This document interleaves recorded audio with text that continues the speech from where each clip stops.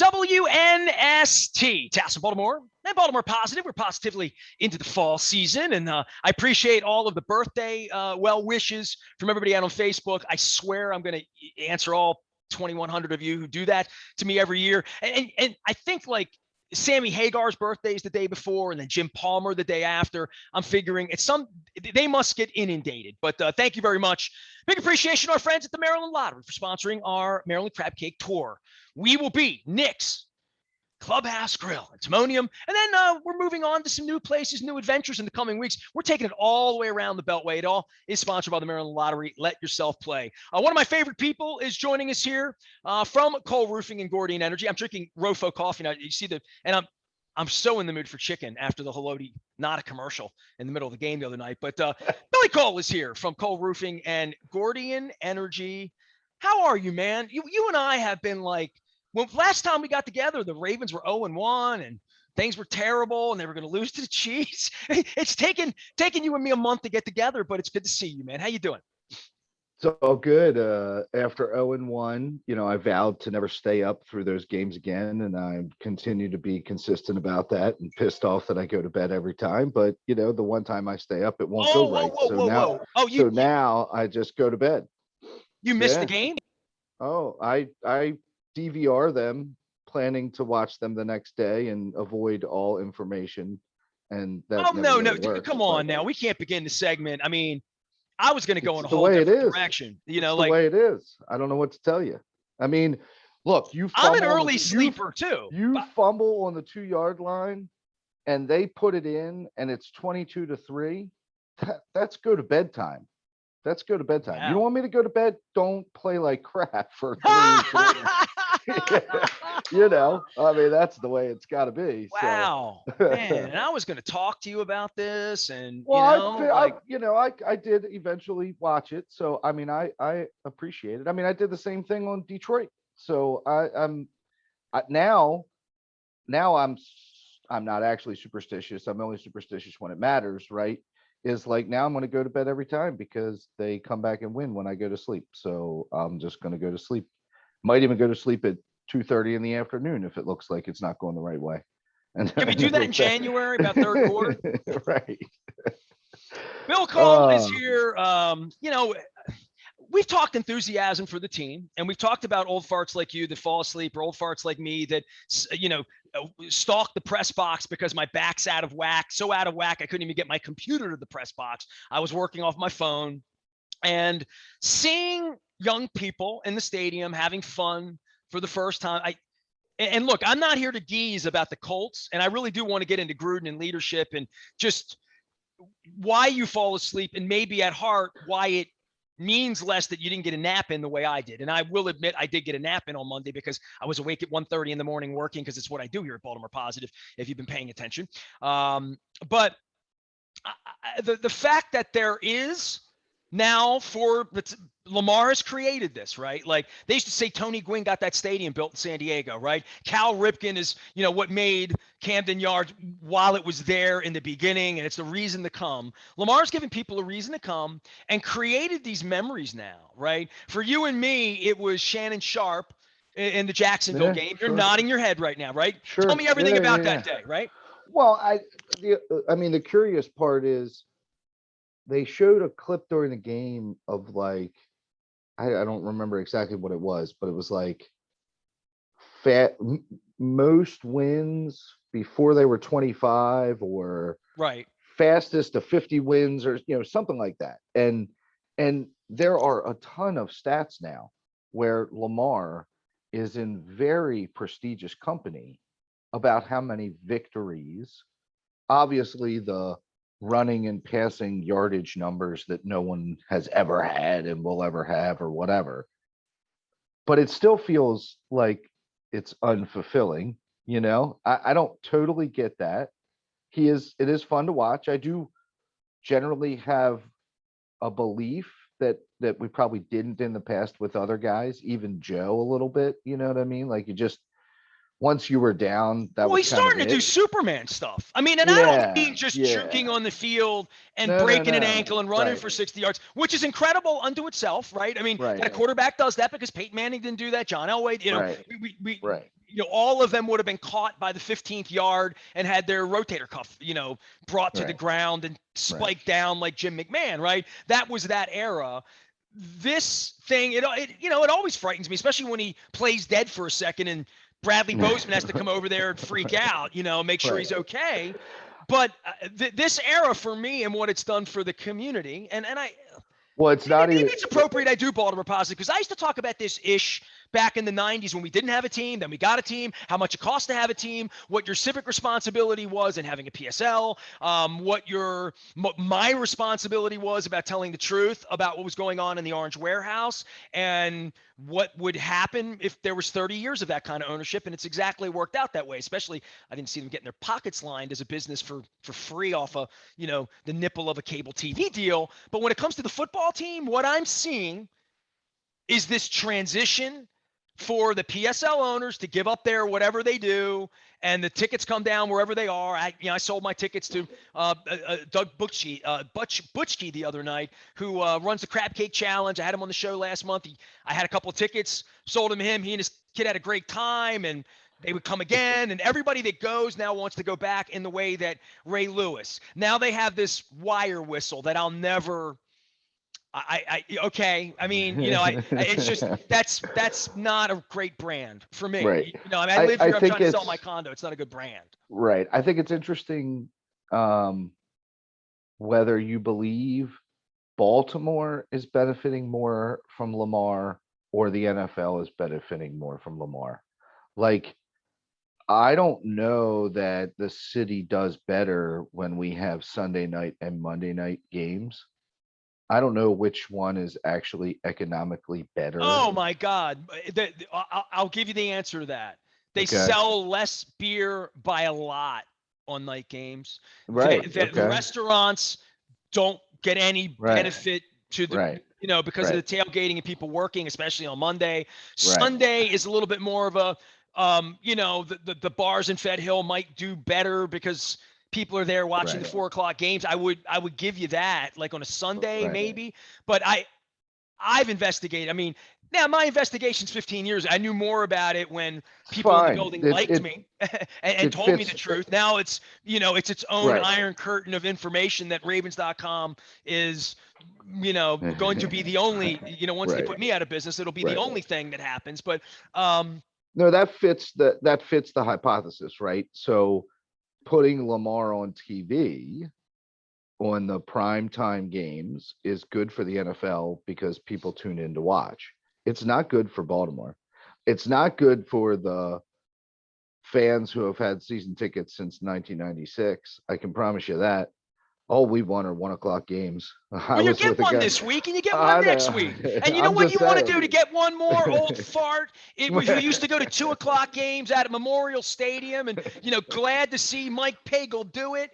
Come on, man. Yeah, when look, I was 25, I'm not going to be the apologist excited for the Ravens anymore because I know how the sausage is made. And that scares the hell out of them because I do know how the sausage is made. And the sausage I care about is the community and the city and what it means. And to see it vibrant, to know they have this whistle thing that I don't agree with. I'm never going to agree with that because the city's reputation is involved in that. That they're using that now to get people in. It's a hockey rink now, Bill.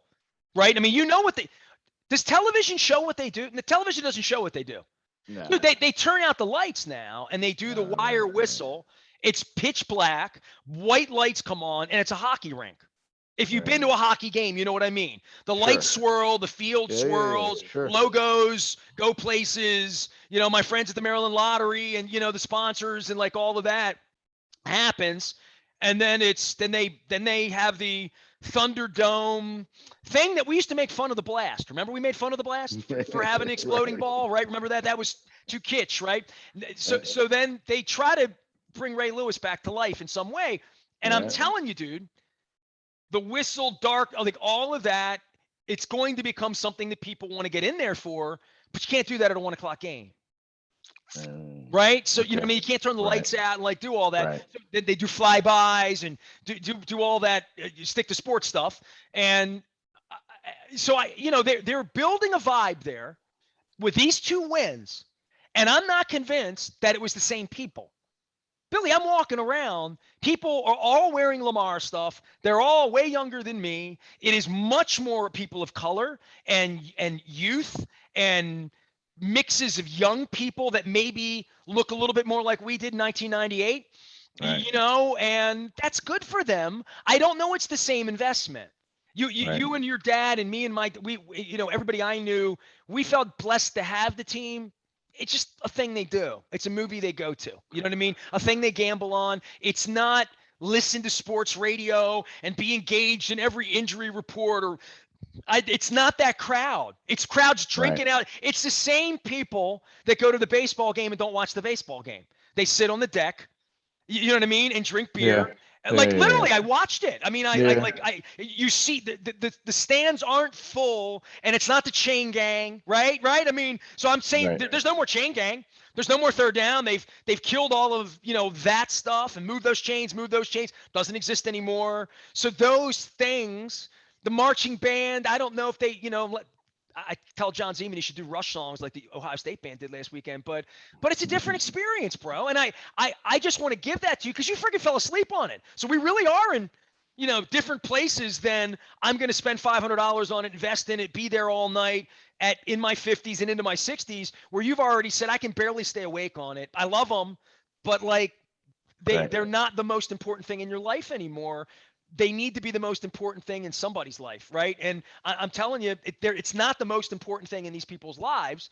I can tell these aren't the people Right. with purple Right. Right. flamingos in their basement and Right. autographs. I've known these people forever. I don't know where those people are, dead on the farm, trumped out, kneed out, priced out.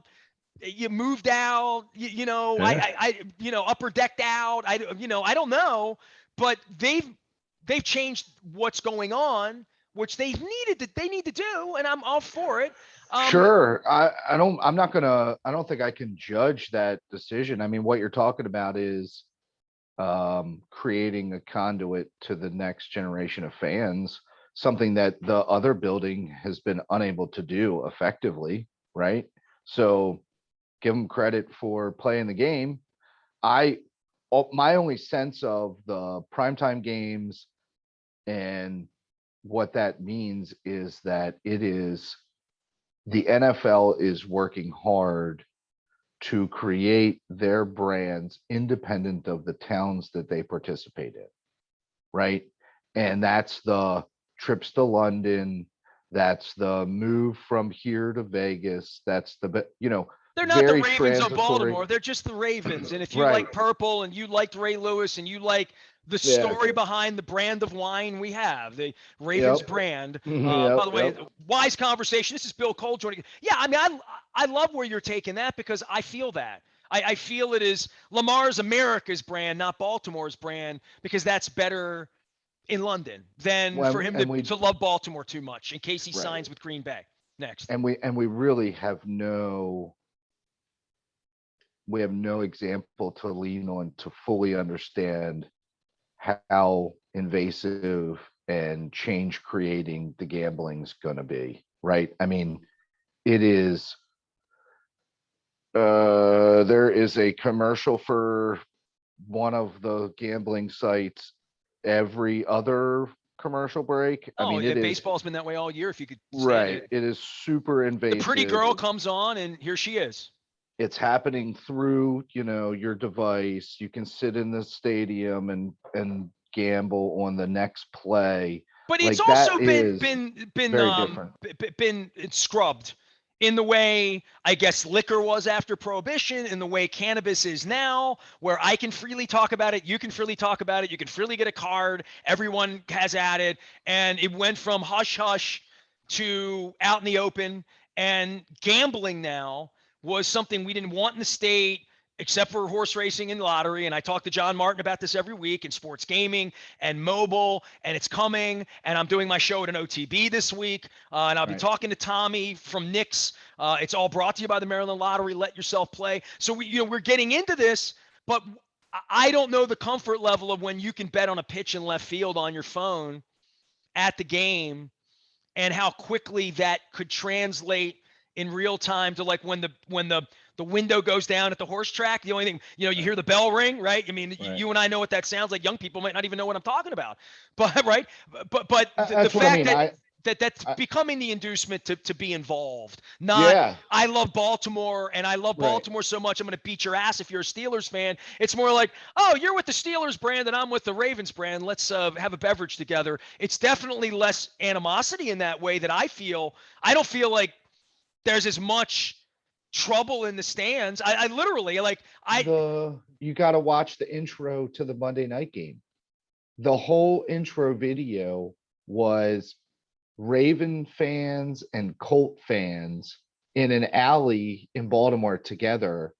And the pitch was just love everybody because they used to be here and they are here now. And there's no reason to hate each other. It's Oh man, all that good. really We love riles each up an other. old guy like you, I right? mean, it was Dennis and I wild. went through this at length, and I guess we're gonna have some residue on my birthday about this too when he's on from 3 until 5 at Coons Ford. But yeah, It was Dennis all can't let it about go. And dude, I tweeted. I walked over and my back hurts to begin with, and by the time I got there and I flipped my tickets to Doug, like I just saw him at the Johnny U statue and like, all right. So I go around the corner and I saw a Colts jersey and I just it just stopped me for a minute and it pissed me off again. And I don't want to. I don't want to feel that. It's like seeing my ex-girlfriend be really happy with her husband. Like I want to be happy. I am happy for her. You know what I mean? So the I've been happy for Indianapolis, but man, that yeah. the The jersey. ironicness, because I know you want to transition here, so let me help. Okay. The ironicness is the lead into the game is all about inclusion and loving everyone. And let's go have this match against these two teams that one used to be from Baltimore. And then the underlying story for the majority of the evening was John Gruden, right? So every break, everything, and then all of a sudden he resigns in the middle of the game and blah, blah, blah. So I know you wanted to hit on that, but Well, I it wasn't was, watching TV. I went I over to the know, game. No, but no, I'm no. just I telling you, it was watched the very second half. I watched the interesting. second half at home. My back hurt too. I left and came home and watched the game because I was in too much pain to like sit down, literally. Right. So I have the unique experience of having walked a ton through fans and seeing Yeah. things very slowly being recognized by some people and completely anonymous to others, at least for the time being, until I say something stupid. Right. So Which I could would happen at any moment. I was in the press box with Luke pacing in the second quarter, and Luke said, "Dude, Gruden just resigned." I looked down, I tweeted about it, and I looked up, waiting. I'm like, when is ESPN? Is ESPN going to do the old Masson, Jim Palmer, Mike Flanagan thing where Flanagan's dead and it takes him an hour and a half to sort of maybe mention it as though like the whole world doesn't know about it on Twitter? I mean, that's literally how Masson handled the Flanagan suit. Like it was like out everywhere. Jim Palmer's crying and they're not admitting it happened on TV because that's the sort of the mentality in the world that those people lived in. I was thinking, how long's Monday Night Football going to sit on the fact that their former host did this? And it took them, What do you good 6, 8, 10 minutes. I mean, it was what do not you Howard Cosell when mean? Lennon got. I Right. mean, they were trying to figure out, and then they went to Schefter, and I looked up, and I'm like, oh, okay. Everybody's had at it on Twitter for 15 minutes, and now ESPN's going to have its spin. The whole thing's so shady, dude. Right? Like from Goodell and the names he was called to the putting under the carpet of Daniel Snyder and Bruce Allen, like. The NFL is just not for a grown up. They're not doing well with this, and I'm not Right. buying it. I'm not buying Roger Goodell in slippers and kumbaya and only John Gruden says that stuff. We don't, like, come on, Right. dude, come Right. on, Right. man. I was born on a No, day it wasn't yesterday. so the one thing you say is their host. My brother made a comment to me yesterday. He just thought it was the funniest thing that ESPN is reporting all of this and not mentioning the fact that he was their employee, when the initial emails that came out were written. Like ESPN, they've got all their own set of problems and they can't seem to get anything right. I think like if you want to create the biggest business in the world or whatever, however you want to describe the mass empire that the NFL is, you better have good people everywhere, because if you've got problems, that people are going to find them, because there are people who spend all their time looking for them. So if you're not committed to like having genuinely good people involved up and down for the sake of, we, in order for us to continue to operate our empire, we have to continue to only have good people involved, knowing that there's a trade-off, right? That, I mean, look, no greater example is how they treat the players, right?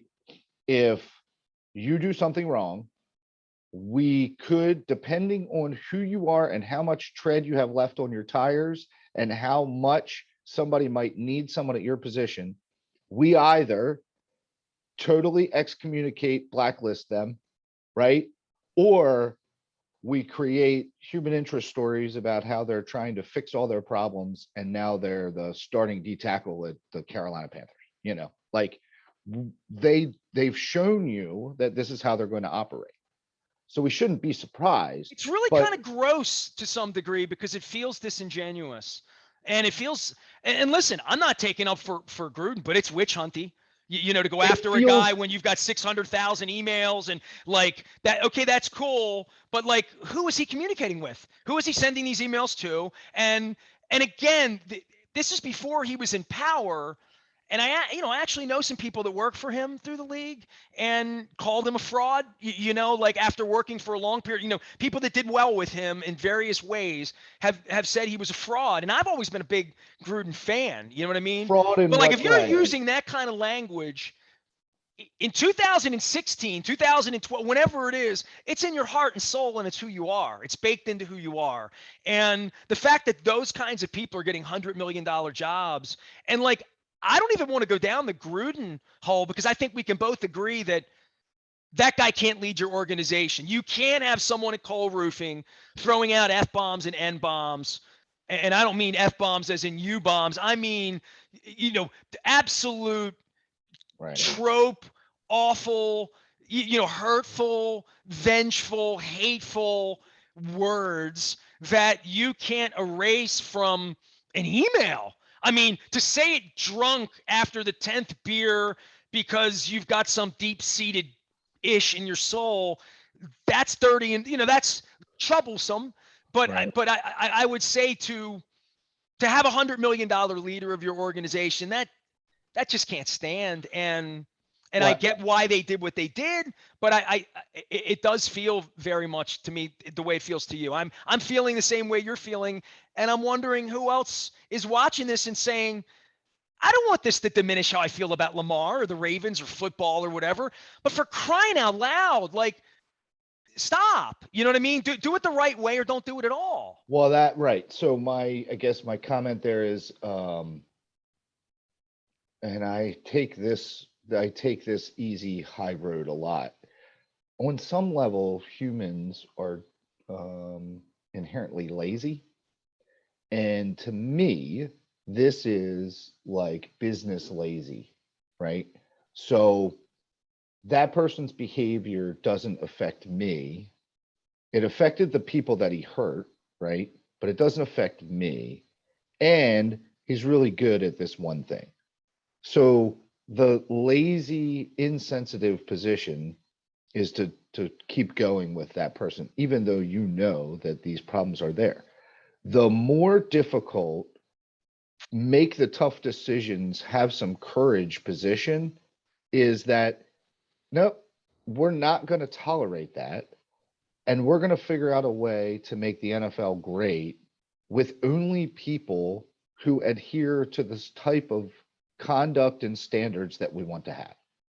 Right. So lazy, lack of courage, uh, total like systemic, old white guy issue. Like, I don't know, but these problems happen multiple times a year, right? Some more sensationalized than others. All we ever really hear about are the players, right? Because I guess they're disposable, maybe. That's there's another crop that's about to Well, flock that and, was, all of Bob McNair, so the late great Bob McNair, who was actually on my show once. The inmates run the asylum, and right. I mean, I think at one point, Benson or one of those guys had some like, farm ref crazy stuff, Marge Shoddy kind of weird old school stuff that they said publicly.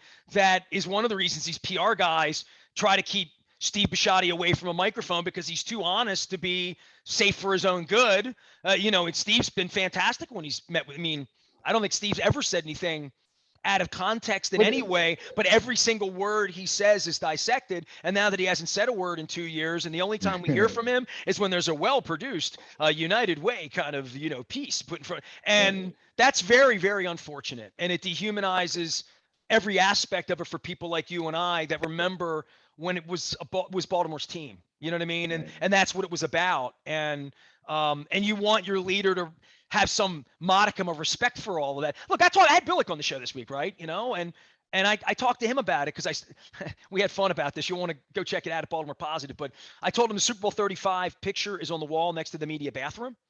And he said, that's where we've been relegated. I'm like, every guy goes to the bathroom a couple times a night. It's kind of like a Right. shrine. You know what I mean? Right. Like, it's a Right. place we actually see. Yeah, Right. the one you hold the trophies Right. around the corner down the hall. Nobody looks at that. Right.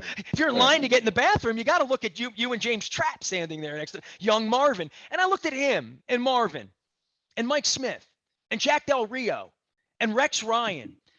And I have tremendous political differences with at least 3 of those 5 people. And I'll let you do the math. Like, literally know them, like some of them like brothers and family, some of them a little more hi, goodbye at this point. But I'd say this, I'd be really, really shocked.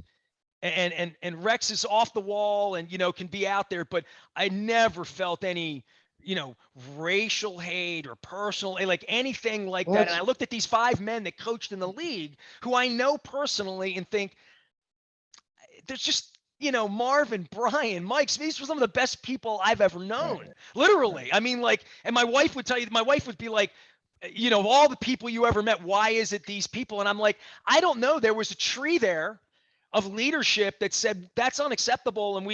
And the fact that Shad Khan's putting up with this in Jacksonville, like it, and the fact that the owners were so pissed at Mark Davis that Mark Davis had to go in there and fire his Fredo. You know what I mean? Like, it was like the league, if you read everything about it, forced them to do that. That's I mean, Well, these are 2 of the 32 franchises, and you're scratching your head. And I'm looking at these other guys right. and saying Marvin's out of work. Like, these great Oh, people are yeah. out there. Right. There are better candidates out there. Yeah, but that's his choice, I would assume, not Not theirs. out You of know what I work, but mean? not, he can't Right. get a head coach. Right. Right. That position he's had for 20 years was given to someone who's doing this. I guess that's my point. Well, It's not about Marvin. It's about 100 guys that are no, qualified for I that know. job. Yeah. Right. I guess part of my question is, and maybe this is me believing in the universe too much, but like, if you're a leader of men and you're around them every day for 10, 12, 11, probably 11 months out of the year, like, don't people figure this out? Right? Like, don't you think it's really hard for genuinely hateful people to hide that, and for the people around them to not pick up on it or not have the gut feeling? Like, I mean, do you really think that works? That they're just fakes for so long, and that they're hiding all this hate for these people, and like one day, oh look, it turns out he hates everyone, and it's like, well, wait a second, like, none of you all that interacted with him for all these years, nobody thought that was a thing? Nobody, that wasn't an issue for anybody? I think the word hate has, like, in my vocabulary, I could say I hate doing laundry, or I hate like I don't use that word. And that's a Tony Robbins thing about, your vocabulary, be careful the words you choose. I've really, like, war is another word, that I've really tried to tone but down, the hate is the question that I'm asking, right? So he Gruden wrote bad emails, right? That people are unwilling to tolerate, that people shouldn't tolerate. My question is, how do we determine whether he's a moron, right? Playing into an environment that is that accepts that language and that talk, or whether the guy has locker room talk. Yeah, or whether That's what I that called guy it with Billick has the other day. Locker room talk. true hate in his heart, and whether there's a Well, third enough to lane, believe a gay man is shouldn't there be in the NFL, that he was right? I actually mean, is there a coaching, third right? Like, lane? Right. Is there a third lane that says uh it's not hatred, right? Like hate is too harsh of a word. It's this unwilling to accept people for who they are. You know what I mean? Like I guess there's a difference okay, between I can hate and agree with all of that, acceptance. but Yeah. I haven't been the person hated upon, right? So I'm not in a Sure. position to judge at that point. I, But and these are I, questions, right? These are questions sure, about what is going on there. Because I to your point, it's not just Gruden. You don't write yeah, emails to and I all want to those people. clarify that, like, when I say witch hunt, I just mean, like, he's now been singled out. We don't know where these things went. They're saying, well, that's all we're doing. That's all the information we're going to give you. And I'm like, that's really unacceptable in a lot of Right. ways. And it's really unfair to Carl Nassib, who has to sit at his locker now and hear, did you think John, and every African American and every woman that works in the business and every woman that ever worked with him and every Mike Tirico and every Susie Colbert that has to come out and say something. Well, I never felt that way, or I never, saw that, or, after the axe murders, after OJ, people say, I didn't Right. know that OJ was, okay, Love whatever. that guy, Naked Gun. Yeah, love that guy. Yeah, exactly. So Bill Cole's here. I'm holding the coffee, dude. You're onward and upward for some brotherly love. I wish you a great week. I'm sorry we've been ships in the night. I It's do good. like getting together with you and talking about leadership and stuff, and you allow me to be appropriately angry. Yeah, well, look, I'm just going to keep going to bed and we're just going to keep winning, and then I'll stay up for the Super Bowl. How's that? Bill Cole, he'll be taking a nap around 2:15 on Sunday this week. So put your phone on a vibrate or on silent or airplane mode. DVR and games, dude. Yeah, I'll leave you with this. When I At live least with, I didn't say I taped it, because I say that all the time to my kids, and they're like, "Taped it? What the hell does that mean?" so this is my mother, right? I just want to honor her. It's my birthday this week.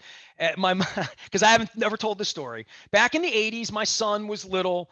He went to elementary school. By the way, we're cutting the cord on Colgate ribbon cutting. Johnny O hit me next week. I'm so excited about it. I'm going to be there for the ribbon cutting, and I'm going to cry. So before I cry, my mother.